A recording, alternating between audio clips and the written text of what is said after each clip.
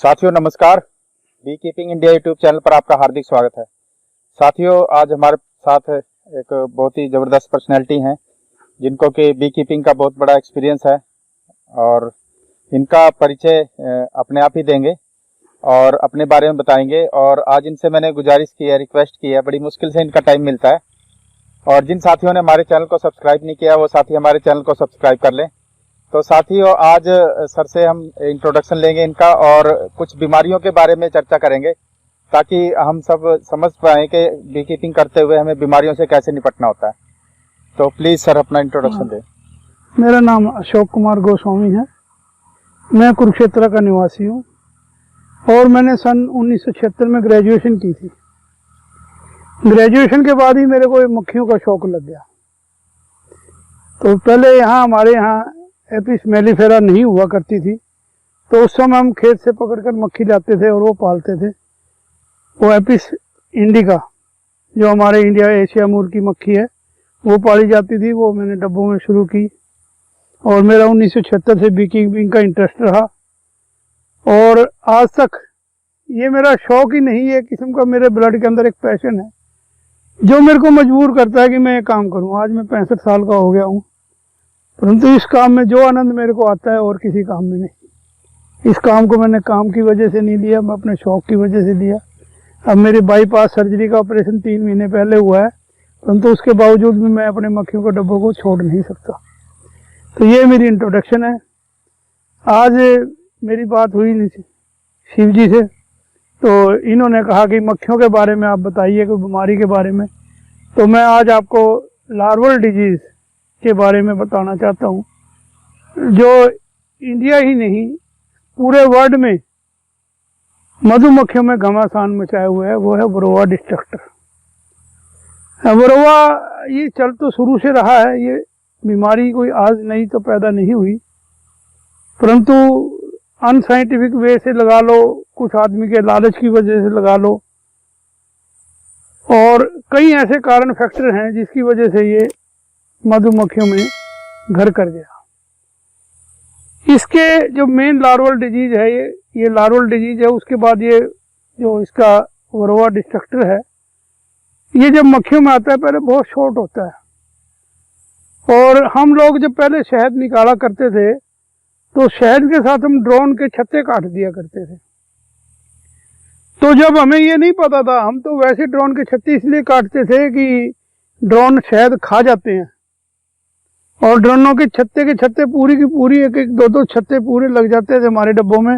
तो हम ये सोचते कि इतनी मक्खियाँ जब पैदा हो जाएंगी और ये फीड खाएंगी तो ये हमारा शहद कम करेंगी।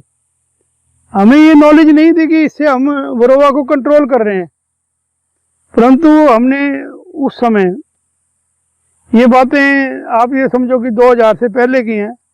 तो उस समय हमारे इंडिया में इतना वरोवा का कोई ज़्यादा उत्पाद वो नहीं था, परंतु उसके बाद धीरे धीरे साइंटिफिक वे के डब्बे को जो मक्खियाँ पालने का साइंटिफिक वे तरीका धीरे धीरे ख़त्म हो गया। लोगों ने इनर यूज़ करने बंद कर दिए, डब्बों के नीचे बॉटम अलग हुआ करते थे वो चिपकाने शुरू कर दिए और सुपर रखने बंद कर दिए, सिंगल डब्बे पे आ गए। तो इसलिए वो वरोवा बहुत ज़्यादा यहाँ उसने वरोवा ने तबाही मचाई। यही नहीं वर्ल्ड में हर जगह वरोवा ने तबाही मचाई है। तो ये जो वरोवा है ये इसका जो स्टार्टिंग पॉइंट है, जब वरोवा का माइट है वो मक्खी का जो खून है जिसको हम मक्खी का ब्लड कहते हैं, हिमोलिम्फ इस तरीके का वर्ड है। तो ये मक्खी का खून पी के और जब मक्खी अंडे देती है तो ये ढूंढता है भाई कौन से अंडे के ऊपर अब ये लार्वा बनना स्टेज शुरू हो गई। मतलब जब अंडा 3 या 4 दिन का हो जाता है तो ये देखता है भी कौन सा अंडा मजबूत है। और सबसे पहली पसंद इसकी ड्रोन की रहती है, सबसे पहली पसंद इसकी ड्रोन की, क्योंकि ड्रोन अगर बनेंगे तो ये उसके अंदर 1 या 2 माइट घुस जाता है तो इसको पीरियड ज़्यादा मिल जाता है। क्योंकि देखो मक्खी के 3 स्टेज हैं, क्वीन आपकी क्वीन है और वर्कर भी है, मतलब जिसको हम बीज कहते हैं, क्वीन बी और ड्रोन मेल को कहते हैं। जो वर्कर भी है उसको अंडे से लेके वर्कर बी रीडिंग तक 21 दिन का टाइम लगता है। जो क्वीन भी है उसको अंडे से लेके क्वीन निकलने तक 16 दिन का टाइम लगता है। और जो ड्रोन है जिसको हम मेल कहते हैं, इसको निकलने के लिए आपके मेरा अंदाजा है 25 दिन, 21 और 4 25 दिन लगते हैं। तो ये इस तरीके से जो वरोवा का जो ज़्यादा 75% जो इसकी लाइफ है वो कवर्ड प्यूपल स्टेज में गुजरती है। क्योंकि जब ये हाइपोलिम उसको पी के, ब्लड मक्खी का पी के तैयार हो जाता है, तो ये क्या करता है, ये इसका जो माइट है वो ढूंढता रहता है मक्खी के सेल को। जब ये लार्वल स्टेज पे आ जाए, जब ये देखता है लार्वा स्टेज है, अब ये प्यूपा बनने वाला है, तो ये उसके अंदर घुस जाता है। मक्खी उसका कुछ नहीं कर सकती, मक्खी उसके ऊपर लार्वा को प्यूपा में बदल देती है। जब प्यूपा में बदल देती है तो ये अंदर ही अंडा देती है। जो इसका फर्स्ट बेबी होता है वो होता है मेल चाइल्ड। ये 24 से 48 घंटे के बीच में अंडा देती है लार्वल प्यूपल स्टेज में आने के बाद। और इसका जो बेबी है वो 24 से 48 घंटे के बाद मैच्योर हो जाता है, मतलब यंग हो जाता है वरोवा माइट का। इसके बाद ये हर 24 घंटे में एक दो अंडा देती रहती है। जो बाद में जितने भी अंडे देती है वो सब फीमेल होती हैं। और जो फर्स्ट अंडा जो इसने दिया, जो माइट ने दिया, वो मेल होता है। 24 घंटे के बाद वो मेल मेटिंग के लिए रेडी हो जाता है और 24 घंटे के बाद वो फीमेल भी मेटिंग के लिए अंदर रेडी हो जाती है, तो वो उनके साथ मीटिंग करता है। जब सेल खुल जाता है और वर्कर या ड्रोन बाहर निकल आता है, तो उसमें से कुछ ऐसे रह जाते हैं माइट जो मेट नहीं होते। वो माइट ज़्यादा इफेक्टिव नहीं होते, वो कोई नुकसान नहीं पहुंचा सकते। परंतु जो मेट हो गए और जो नर है वो बाहर आके मर जाता है, जो नर माइट है वो मर जाता है। उसके बाद जो माइट मेल हो गई, अब वो क्या करते हैं, वो दोबारा मक्खियों को पकड़ते हैं, उनका ब्लड सक करते हैं और दोबारा इस प्रक्रिया को फिर शुरू करते हैं। तो जो मैंने बात कही थी कि ड्रोन के ऊपर ये ज़्यादा होते हैं, उसका ही पर्पज यही है कि ड्रोन के अंदर 1 से 2 माइट घुस जाती हैं, कई बार 3 माइट भी घुस जाती हैं। जब ये 3 माइट अंदर जाके मेट अंडे देना शुरू करेंगी, तो वहाँ पे इनको एक फैसिलिटी मिल जाती है कि एक ब्रोवा माइट का जो बच्चा है, मेल है, वो दूसरे ब्रोवा माइट के फीमेल के साथ करता है, तो इससे उनकी संख्या ज़्यादा बढ़ती है और माइट की क्वालिटी भी सुधार हो जाता है। अब माइट हमें दिखता तो है नहीं आमतौर पे, इसके लिए कई टेस्ट हैं, कई प्रकार के टेस्ट हमारे पास करे हैं, जिसमें चीनी पाउडर का टेस्ट है, और कई बार इसको हम ये नीचे स्टिकी शीट लगा के देखते हैं, वो टेस्ट है। और जब हमारी कॉलोनी में डिफॉर्मिंग विंग, मिसशेपन हैंग और मक्खियाँ ट्रमिनिंग करने लग जाती हैं, तो भी हमें अंदाजा हो जाता है कि माइट का अटैक इस पर हो गया है। तो उस समय पर बहुत देर हो चुकी होती है, क्योंकि उस समय जब ये मिसशेपन और मिस विंग फैन की मक्खियाँ घूमती हैं, तो इसका मतलब ये है कि माइट का सीवर अटैक डब्बे पर हो चुका है। तो माइट जो ग्रोथ करता है वो लार्वा के ऊपर ही ग्रोथ करता है, ये अंदर मैच्योर ये ग्रोथ, इसकी जो ग्रोथिंग है वो सब अंडर कवर प्यूपल स्टेज में होती है। अच्छा। और ये माइट जो ड्रोन का है, ड्रोन के टाइम में अगर हम इसको ड्रोन के जब भी ड्रोन होते हैं, अगर आप उसे काट कर देखें तो आपको, अगर आपके डब्बे में माइट होगा, थोड़ा भी माइट होगा, तो जब भी ड्रोन का सेल बनता है उसको आप काट कर देखें। ड्रोन का सेल जब आपका प्यूपा बन जाए, उसको प्यूपा बनने के 4 या 5 दिन के बाद, क्योंकि ड्रोन का जो ये लार्वा है, लार्वा 3 दिन अंडा रहता है, 5 दिन लार्वा रहता है, 8 दिन। उसके बाद ये आपका 8 दिन और ये 13 तो वर्कर रहता है प्यूपल स्टेज में, और 18 दिन जो ड्रोन है वो प्यूपल स्टेज में रहता है। तो 5 या 6 दिन के बाद जब आपका लार प्यूपा बंद होए को 5 या 6 दिन हो जाए, 8 दिन भी हो जाए, तो उसको आप काटो। मतलब ये कि 13 दिन से पहले जब कोई अगर उसमें से ड्रोन या वर्कर निकल ही आया तो उस समय हमें उसका कुछ नहीं पता लगने का भाई कितनी उसमें ड्रोन है कितने नहीं है। हमें तो जब ही पता लगेगा जब वो बंद स्टेज पे है और हमने उसको काटा है। तो उसके ऊपर से हमें क्या चाहिए, जब हम काटते हैं और उसको किसी सफेद कागज पे या किसी ऐसी शीट पे रख के आप जब झाड़ोगे तो उसमें से जो उसका प्यूपा निकलेगा उसके ऊपर आपको वो सफेद पीले रंग में, और जो माइट मैच्योर होंगे वो कोको कोला रंग में आपको नंगी आंखों से नजर आ जाएंगे। अच्छा, तो उससे पता लग जाता है कि हमारे कॉलोनी में माइट की मतलब अटैक कितनी है। अगर एक हर ड्रोन में आपको दो चार माइट नजर आते हैं तो इसका मतलब यह है कि आपकी कॉलोनी में माइट का इफेक्ट ज्यादा हो चुका है। तो और कौन कौन से लक्षण है? जैसे मेरी भी कॉलोनी है और मधुमक्खियों में कोई प्रॉब्लम है तो मैं कैसे ढूंढ पाऊंगा कि मेरी मधुमक्खियों में ये प्रॉब्लम आई है वरोवा माइट? ये मधुमक्खियों की जो आपको है मैं आपको बताता हूँ। ये हमारे यहाँ से जो सीजन शुरू होता है वो मतलब 9वें महीने से लेके शुरू होता है। उससे पहले हमारे यहाँ ड्रेस पीरियड चलता है, जुलाई से लेके सितंबर तक हमारे यहाँ ड्रेस पीरियड चलता है, क्योंकि उन दिनों में बरसातें होती हैं और फूल वगैरह हमारे नॉर्दर्न इंडिया की पर्टिकुलरली मैं बात कर रहा हूँ, तो यहाँ हमारे कोई ज़्यादा फूल नहीं होते और आमतौर पे कोई गर्मी का इतना ज़्यादा प्रकोप होता है कि टेम्परेचर 40-45 डिग्री तक पहुँच जाता है। तो मक्खियों में संख्या भी कम हो जाती है, पोलन की मात्रा इनकमिंग कम हो जाती है, नेक्टर भी इनकमिंग कम हो जाती है, तो उस समय हमें इनको फीड देना पड़ता है। तो उस समय अगर किसी मक्खी पे वाइट होगा तो वो उस ड्रेस पीरियड को सस्टेन नहीं कर पाएगी।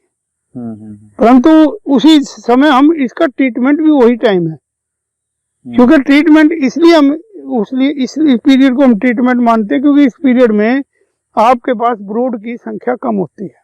नहीं तो इसके लक्षण कैसे हैं? मैं कैसे पहचानूंगा मेरी मक्खियों में ये बीमारी? तो आपका जो लक्षण है उसके लिए ये है कि आप जब भी छत्ता देखोगे वो आपको ब्रूड का एरिया धीरे धीरे कम होता नजर आएगा और कई बार ब्रूड आपके बंद नहीं होने के ओपन रह जाता है, उसमें ओपन थोड़ा बहुत ओपन रह जाता है, तो कई बार बंद नहीं होते। और जब वो आपका मक्खी है वो जो है उसकी किसी के पंख पूरे नहीं होने के, किसी की टांग नहीं होने की, किसी का मुंह का शेप पूरी नहीं होने की, मिस सेपलिंग बॉडी इस तरीके से है।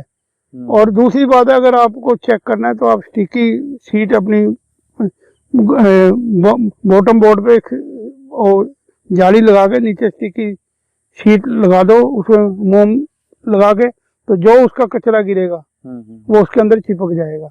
वो जब आप बाहर निकालोगे तो आपको पता लग जाएगा कि मेरे यहाँ कॉलोनी में माइट है, माइट दिखाई देगा। ये है।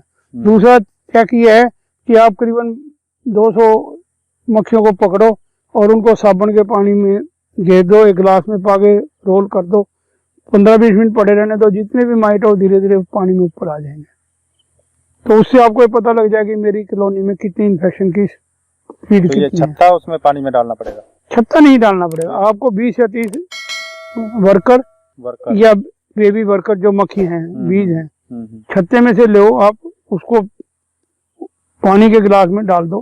करीबन 200-300 मक्खी हो, ज्यादा ना हो, 200 हो तो भी आप सोच रहे हो वो गिलास में पानी सोप वाटर में जब आप करोगे तो सोप वाटर लगते ही मक्खी मर जाएगी।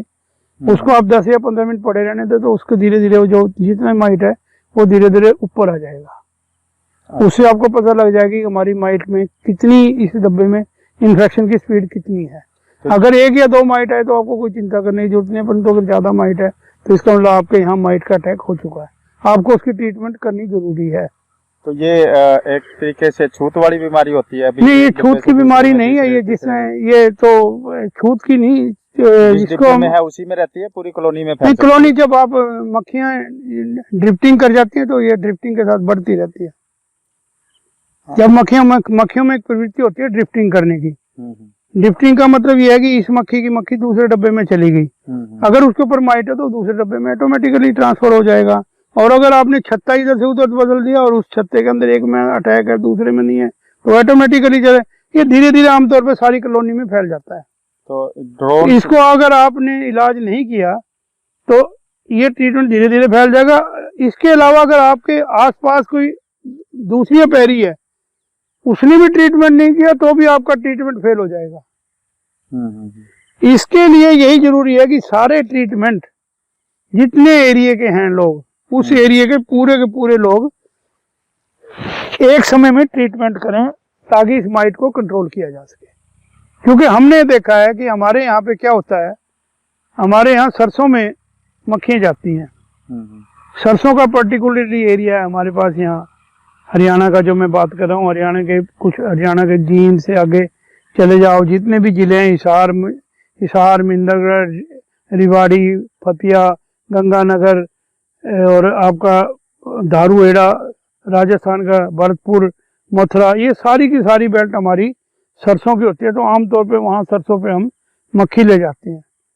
अब अगर किसी की कॉलोनियों में ज़्यादा माइट इन्फेक्शन है, अगर उसकी मक्खियाँ दूसरी कॉलोनियों में आ जा रही हैं या चीज़ें चली जाएं तो ऑटोमेटिकली उसको भी बीमारी लग जाएगी।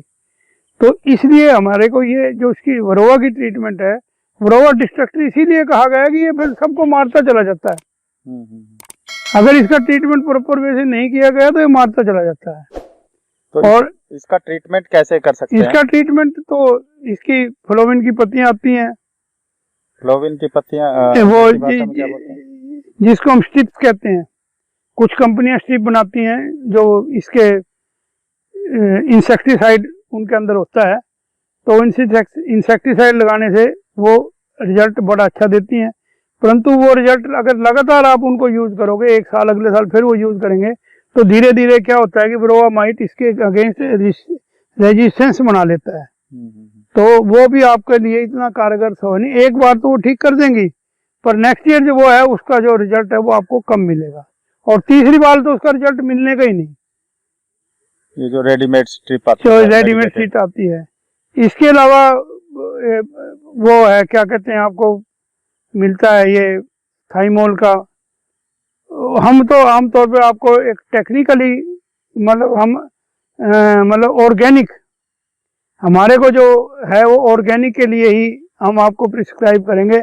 ऑर्गेनिक में थाइमोल होता है। थाइमोल को आप सरसों के तेल में मिलाकर आप कॉलोनी में रख दें, धीरे धीरे स्मेल छोड़ता रहता है। तो ये हर 5वें दिन आप बदल दें। करीबन इसको आप 25 से 30 दिन इस ट्रीटमेंट को करें, धीरे धीरे आपका थाइमोल कितना तेल लगेगा? आपका करीबन 4 या 5 ग्राम तेल और उसमें 2 या 3 ग्राम थाइमोल डाल दें, तो वो करीबन 3 या 4 दिन के लिए आपके लिए सफिशिएंट है। लोग कुछ थाइमोल को फीडिंग में भी देते हैं, तो वो भी इफेक्टिव है। और कैसे देना है? किसी बोतल के अंदर रखना है कैसे? वो तो आप किसी प्लास्टिक की छोटी शीशी में रख लें जिसके छेद हो, ताकि हवा निकलती रहे, वो अपने आप एवोपरेट होता रहता है। क्योंकि थाइमोल वेजिटेबल ऑयल में घुल जाता है। सरसों का तेल वेजिटेबल है, आप पाम ऑयल भी ले सकते हैं, कोई और तेल भी ले सकते हैं, ये कोई नहीं, वेजिटेबल ऑयल से मेरा मतलब है। इसमें ये थाइमोल अपने आप घुल जाता है। दूसरा, हम इसका फॉर्मिक एसिड भी यूज कर सकते हैं। फॉर्मिक एसिड आपको 65% का, क्योंकि मार्केट में हमारे यहाँ 85% मिलता है, हमें 65% उसको बना लेना है, फिर उसको यूज कर सकते हैं। उसकी फॉर्मिक एसिड की 65% की हम थोड़ी सी शीशी में उसके अंदर रखें और उसके ऊपर रुई या कोई इस तरीके का वो पा दें, तो वो भी आपको कामयाब हो सकता है। या फिर सैनिटरी नैपकिन के पैड काट के थाइमोल के आप फॉर्मिक एसिड को मक्खियों के बार जो हैं, टॉप बार के ऊपर भी आप पॉलीथीन के अंदर रख सकते हैं, उसे छेद करके, उसका भी स्मेल धीरे धीरे जाके वो भी आपको बड़े फायदे में। और ऑक्जेलिक एसिड की आप छिड़काव कर सकते हैं, परंतु ऑक्जेलिक एसिड का जब भी आप छिड़काव करोगे वो वर्कर के ऊपर होगा, क्योंकि लार्वा के अंदर ऑक्जेलिक एसिड इतना कामयाब नहीं है। तो ये 3 प्रकार के हैं जो उपाय हम आमतौर पर करते हैं। ये जो चीजें बताई हैं आपने, ये मिलेंगी कहाँ से? जैसे थाइमोल है, कहाँ से ये थाइमोल उपलब्ध होता है जहाँ जो साइंस का सामान बेचते हैं वो भी, और जो मतलब कोई पंसारी कहते हैं जिसे, जो देसी दवाइयाँ रखते हैं कोई, उनके पास भी मिल जाएगा। और नहीं तो ये कंपनियों से अलग मिलता है। इनका जो बड़ी वो हैं, अमेजन है, कहीं भी आप किसी से भी बड़ी कंपनी से आप इसको थाइमोल की पैकिंग मंगवा सकते हैं। थाइमोल को हिंदी में हम कहते हैं अजवाइन का सत। ये अजवाइन का सत होता है, ये आपको मिल जाएगा। इसका रेट अलग अलग होता है। वैसे पिछले 2-3 साल पहले तो इसका रेट 3000 रुपये केजी था। तो ये आप यूज कर सकते हैं। परंतु वही बात है कि थाइमोल एक बार करो यूज, अगली बार आप जैलिक एसिड यूज करो या फॉर्मिक एसिड करो यूज। इससे आप टाइम बदलते रहें, क्योंकि इससे फिर यह है कि वरोवा किसी भी प्रकार की रेजिस्टेंस को नहीं प्राप्त कर सकता। और सबसे बड़ी बात तो है, अगर आप मक्खियों को स्ट्रॉन्ग रखते हो और मक्खियों को चेकिंग करते रहते हो तो आपको ये बीमारी नहीं आएगी। अगर आपने मक्खियों को चेकिंग करना छोड़ दिया है तो ये बीमारी आ जाएगी और स्ट्रॉन्ग कॉलोनी भी बैठ जाएगी। क्योंकि आमतौर पर कई बार ये देखा जाता है कि अच्छी बिच्छी कॉलोनी, फर्स्ट क्लास काम करती करती कॉलोनी वो खत्म हो जाती है। बी कीपर को पता नहीं लगता, बाद में पता लगता है कि ये तो वरोवा की वजह से मरी है। और इंडिका जो अपनी एपिस इंडिका है, ये इसने वरोवा को जीतने की टेक्निक जान ली है और आपका एपिडोर्सेट अभी वरोवा को कंट्रोल कर सकता है। कारण यह है कि जब भी इन पे वरोवा का अटैक होता है तो ये आमतौर पे क्या करते हैं, उसी समय उस छत्ते को छोड़ के दूसरी जगह नवा छत्ता बना लेते हैं, उस ब्रूड को छोड़ देते हैं। तो आमतौर पे जो जितना भी वरोवा की जो प्रणाली है वो तो क्योंकि छत्ते में होनी है, ब्रूड में होनी है। अब ब्रूड उसने छोड़ दिया, नवा ब्रूड जब बनेगा तो उसमें कम होगा, ऑटोमेटिकली वो 2-3 या 4 बार अपनी जगह बदल लेती है, तो वो वरोवा से छुटकारा पा लेती है। परंतु एपिस मेलिफेरा इस प्रकार की कोई प्रक्रिया नहीं करती। एपिस मेलिफेरा उसके साथ ही रहती है, उसके साथ ही फिर घुल जाती है और फिर वरोवा धीरे धीरे धीरे करके एपिस मेलिफेरा पे अटैक करके उस कॉलोनी को खत्म कर देता है। तो इस प्रकार से ये जो बीमारी है ये ठीक हो सकती है? मतलब बीमारी तो बिल्कुल ठीक होती है, इसमें तो कोई शक ही नहीं। आपकी कितनी ही है, आप इसको ब्रूडलेस कर दो।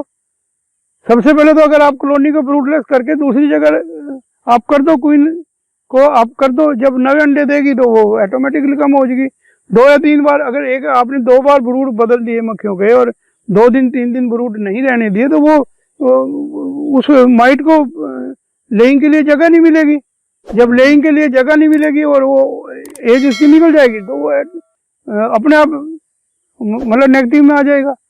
परंतु अगर आप उसको ब्रूड देते रहे तो आप मक्खियां इतनी नहीं बढ़ा रहे जितने आप माइट को बढ़ा रहे हैं।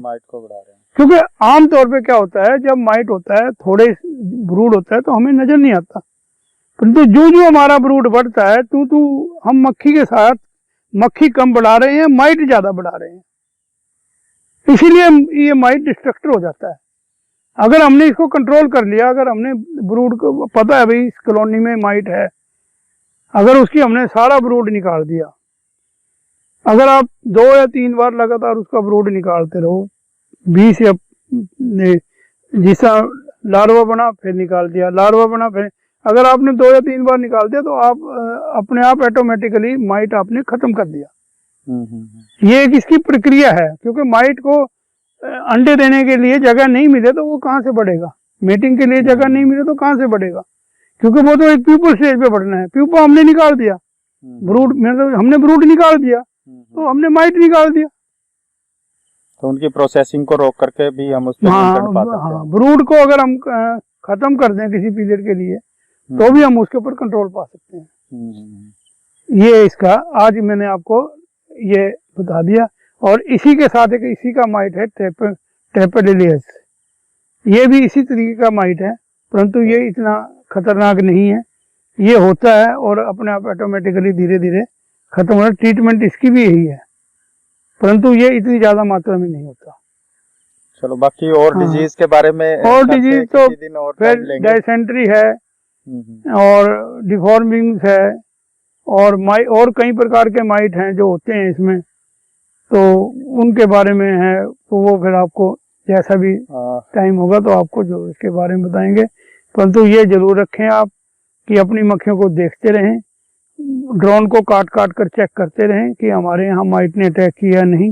धीरे धीरे आप इसमें एक्सपर्ट हो जाओगे और आपको पता लग जाएगा कि कौन सी कॉलोनी इन्फेक्टेड है और कौन सी कॉलोनी इन्फेक्टेड नहीं है। इन्फेक्टेड कॉलोनी के लिए सदा आपको ये करना है कि उसका ब्रूड खत्म करते हैं तो वो धीरे धीरे खत्म हो जाएगा माइट। तो सर जी बहुत बहुत धन्यवाद आपका आज वर्वोमाइट के बारे में जानकारी देने के लिए। सबका थैंक और आपके भी हम आपसे चाहेंगे कि जब भी खाली समय होगा मैं आपसे बात करके कुछ और बीमारियों या कुछ और जानकारी के ऊपर बातचीत करेंगे। जैसा भी है आप मधुमक्खी के बारे में किसी भी प्रकार की आपको कोई प्रॉब्लम हो तो राधा जी को फोन कीजिए, और किसी प्रकार की कोई दिक्कत हो तो वो आप इनसे कंसल्ट कर लीजिए, और हमारी सेवाएं 24 घंटे आपके साथ हैं। साथियों वीडियो देखने के लिए बहुत बहुत धन्यवाद। जिन साथियों ने हमारे चैनल को सब्सक्राइब नहीं किया वो साथी हमारे चैनल को सब्सक्राइब कर सकते हैं। इसी के साथ ही हम वीडियो का समापन करते हैं। Thank you very much.